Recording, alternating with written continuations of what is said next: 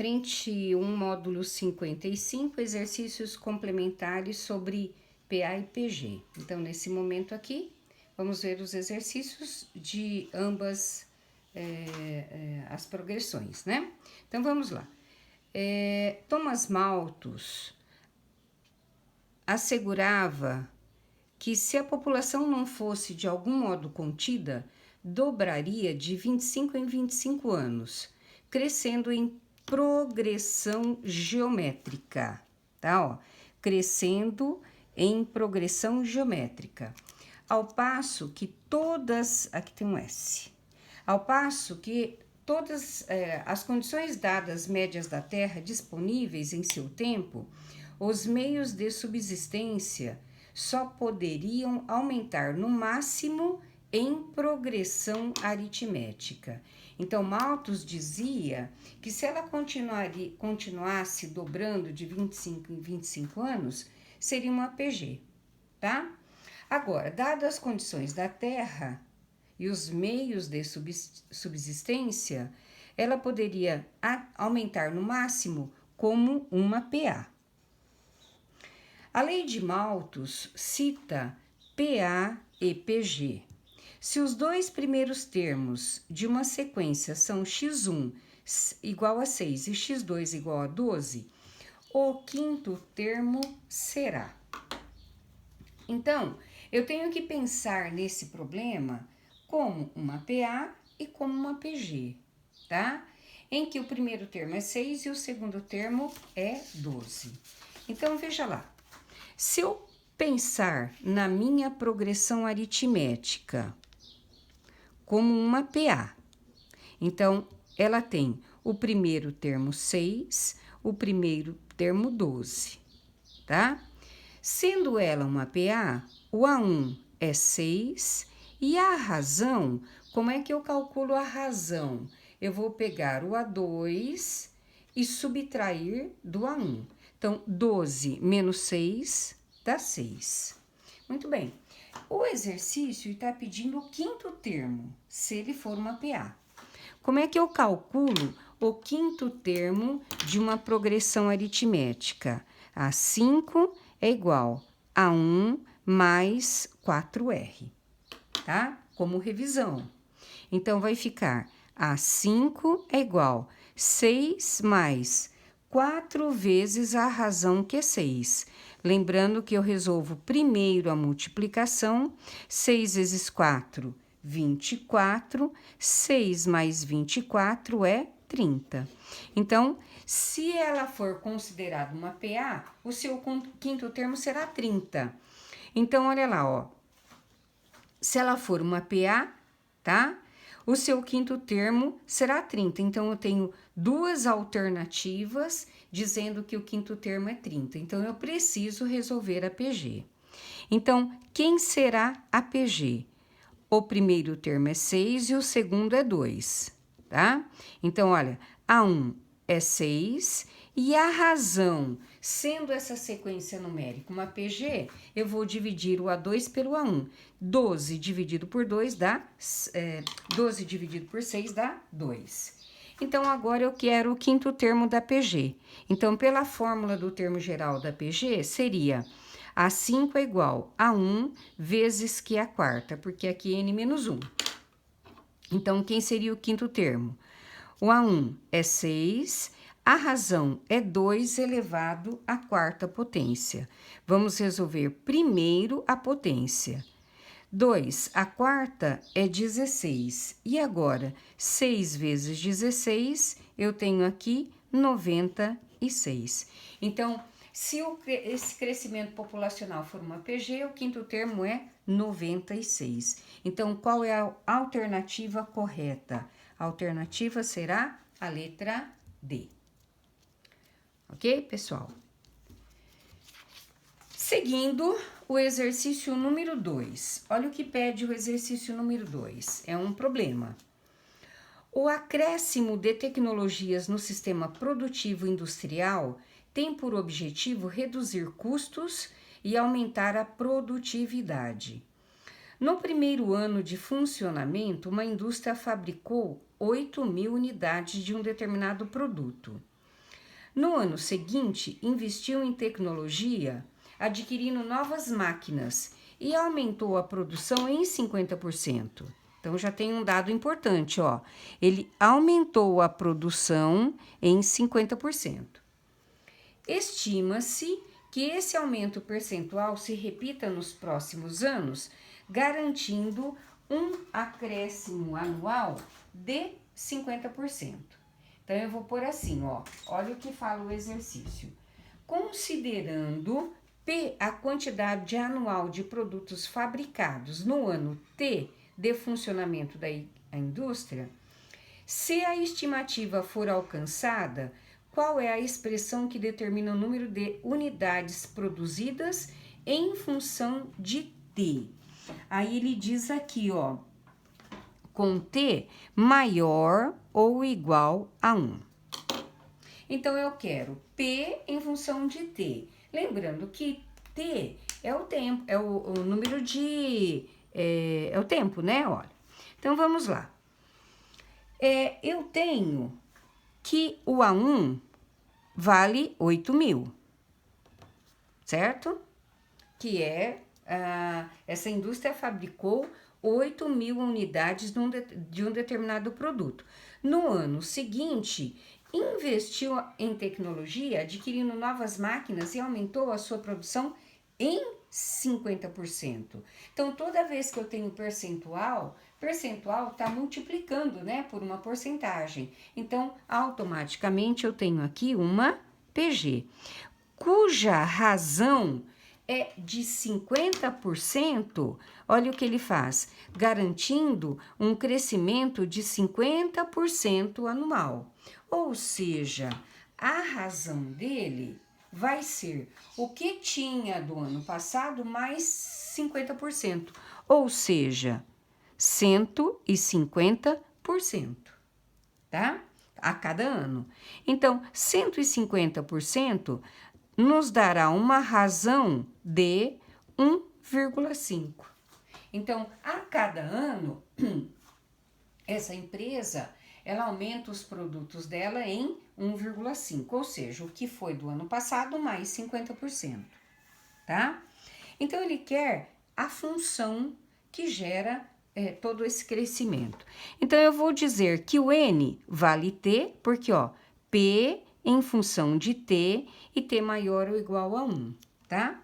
E o AN, tá? Vai ser o P de T.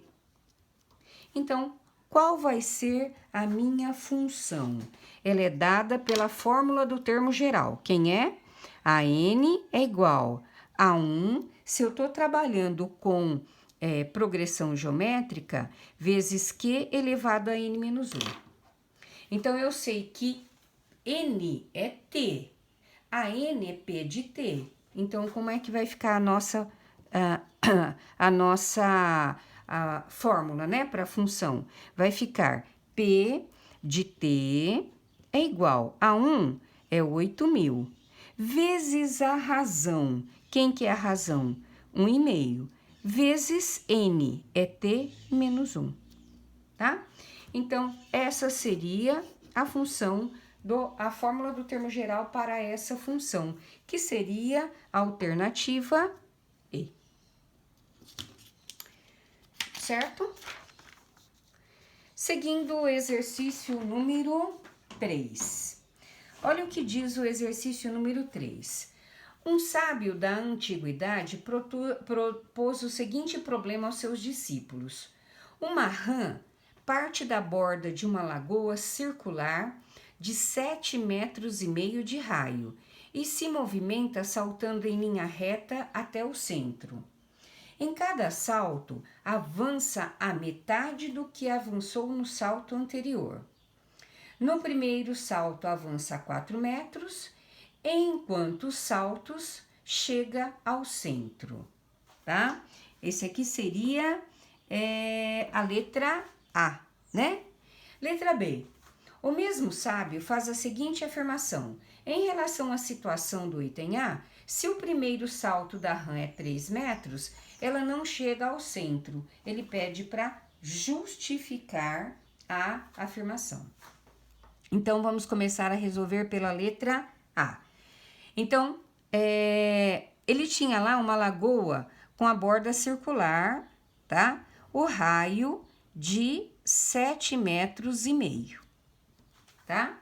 Então, ele fala assim, em cada salto, a rã avança metade do que avançou no salto anterior. Então, se ele tá falando em metade, ele tá dividindo por 2, ok?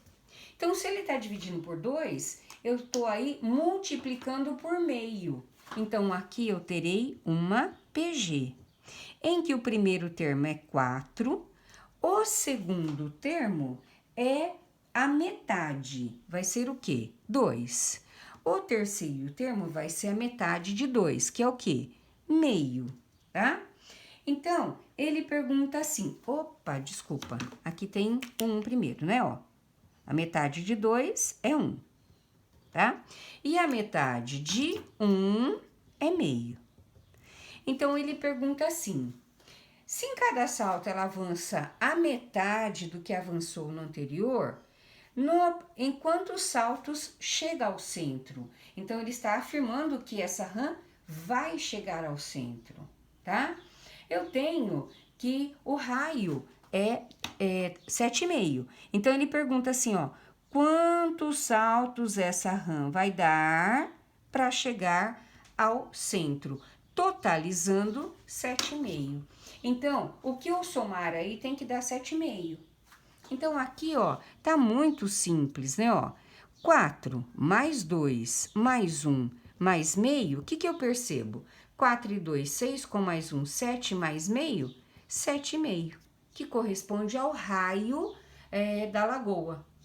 Então, quantos saltos essa rã dará para chegar até a lagoa? 1, 2, 3, 4 saltos. Então, ela vai dar 4 saltos até chegar ao centro da lagoa. Ah, mas e se eu quiser sair por soma finita? Posso? Tranquilamente, tá? A soma finita vai ser o 7,5, tá? Que seria o raio. Letra B. O mesmo sábio faz a seguinte afirmação em relação à situação do item A. Se o primeiro salto da rã é 3 metros, ela não chega ao centro. Então, vamos lá.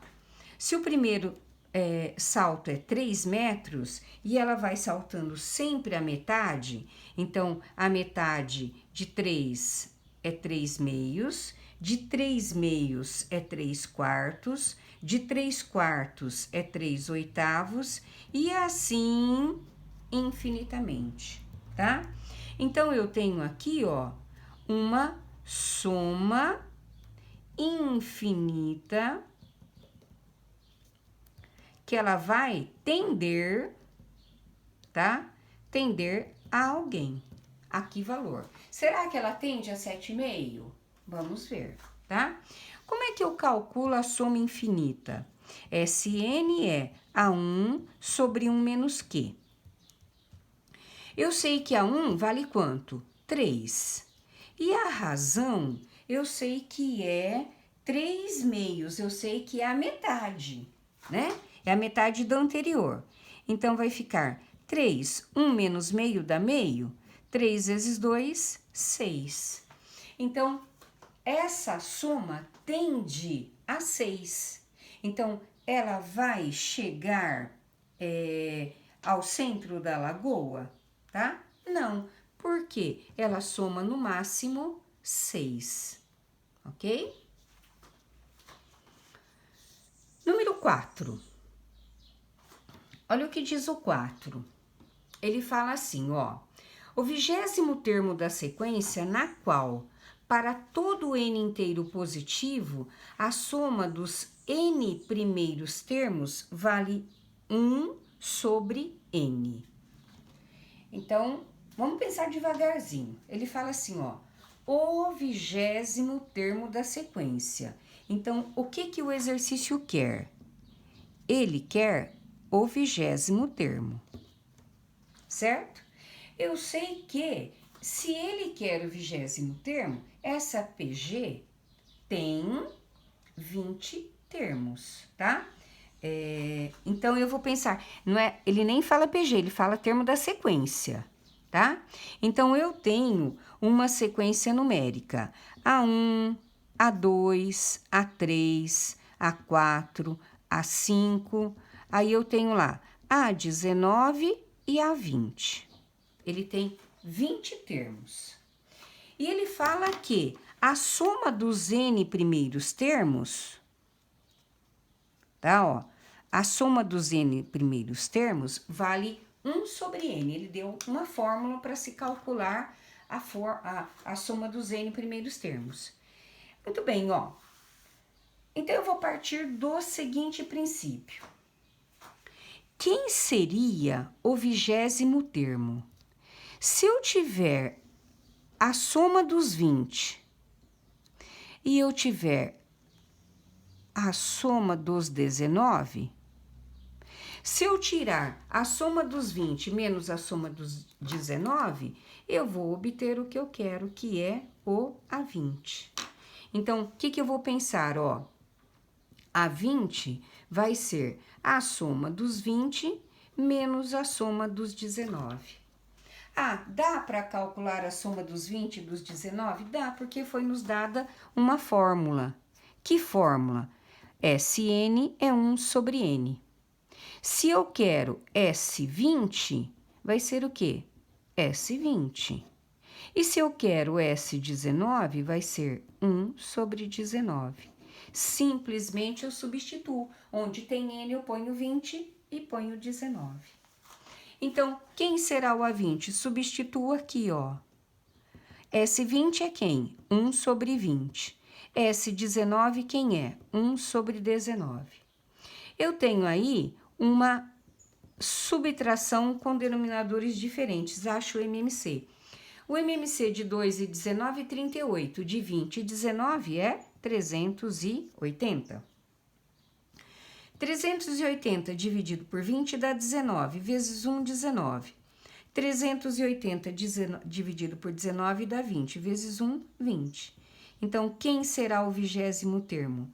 Menos 1 sobre 380. Alternativa E. É fácil, mas tem que interpretar, tá? Tranquilo de fazer. Lembrando sempre aqui, ó, a soma, por exemplo, a soma de 5 termos menos a soma de 4 termos vai dar o 5º termo. Sempre assim, tá? E exercício número 5. FUVEST modelo do Enem. Uma progressão aritmética e uma progressão geométrica têm ambas o primeiro termo igual a 4. Sendo que os seus terceiros termos são estritamente positivos e coincidem. Então, olha lá. Tanto na PA quanto na PG, ó, tanto na PA quanto na PG, o primeiro termo é igual, ó, a 4, tá? Sendo que os seus terceiros termos, ou seja, o A3, eles são estritamente positivos e são iguais, porque eles se coincidem, tá? Sabe-se ainda que o segundo termo da progressão aritmética excede o segundo termo da progressão geométrica em 2. Então, o terceiro termo das progressões é... Então, ele quer saber quem é o terceiro termo tanto da PA quanto da PG. Então, vamos partir do seguinte, ó. Eu tenho uma PA, tá? A PA, ela diz que é o A1, o A2 e o A3. 3 termos, tá? Toda vez que eu trabalho com PA, eu vou pensar em razão, tá? Então, quem que é em termos de razão? A1 é A1, aqui é 1Q e aqui é A1Q ao quadrado. Eita, não, tô falando em PA. Ó, tô falando em PA. Já tô respondendo em PG. Bom, em PA, Se o primeiro termo é A1, o segundo termo é A1 mais R e o terceiro termo é A1 mais 2Rs, tá? Se eu trabalhar com a PG, a minha PG vai ter 3 termos também, A1, A2 e A3. Se eu estou falando em PG, A1 é A1 mesmo. Quem será o A2? Vai ser A1 vezes Q. Quem será o A3 pela fórmula? A1 vezes Q ao quadrado, certo? Então, vocês veem a diferença da PA e da PG, tá? Vou completar aqui, ó.